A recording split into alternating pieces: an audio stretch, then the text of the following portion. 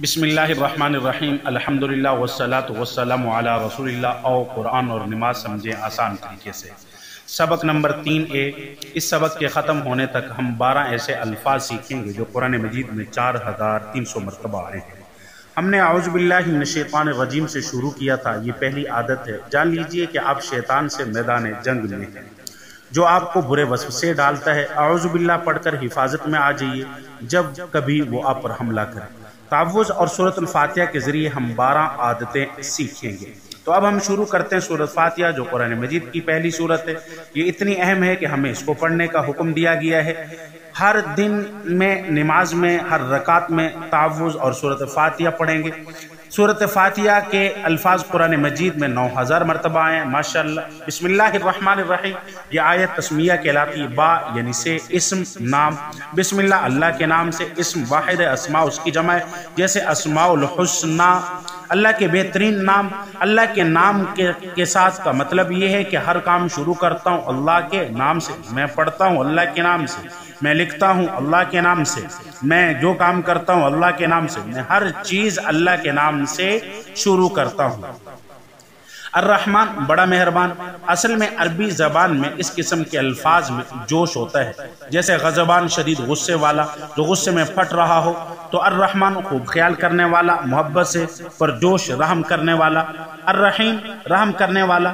اس قسم کے الفاظ تسلسل کو بتلاتے ہیں، جیسے جمیل خوبصورت، کیا آپ اس کو جمیل کہیں گے جو کل بدصورت تھا؟ نہیں۔ تو الرحیم یعنی مسلسل خیال رکھنے والا محبت کے ساتھ، اور مسلسل رحم کرنے والا۔ اللہ تعالیٰ نے الرحمن الرحیم، یعنی آپ جوش کو تسلسل کے ساتھ ضرب دیجئے۔ جب بھی آپ یہ پڑھیں تو تصور کیجئے، احساس کیجئے اللہ کی رحمت کا۔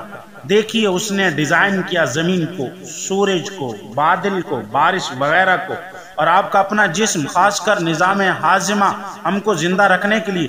تو پڑھیے اس کو اللہ کی مدد کے ملنے کی امید کے ساتھ، اور اس کی تعریف کے احساس کے ساتھ۔ وہ محبت کے ساتھ ہمارا خیال رکھتا ہے۔ یہ دوسری عادت ہے، ہم پر ہر کام اللہ کے نام سے شروع کرنا لازم ہے، جو محبت کے ساتھ ہمارا خیال رکھنے والا ہے۔ جب ہم یہ کریں گے تو اللہ ہمیں برکتوں سے نوازیں گے، اس دنیا میں بھی اور آخرت میں تو مسلسل رہیں گی، کبھی ختم نہیں ہوں گی اس کی نعمتیں۔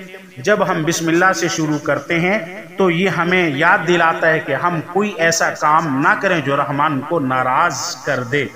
الرحمن علم القرآن، اور رحمان نے قرآن سکھایا۔ تو جب بھی ہم قرآن پڑھنا شروع کریں، اس کی یہ صفت یاد رکھتے ہوئے کہ وہ ہماری مدد کرے گا اس کو سیکھنے میں، اور ہمارے دلوں کو کھول دے گا اس کے پیغام کے لیے۔ بسم اللہ کہنا زیادہ مؤثر ہوگا جب وہ دل سے نکلے۔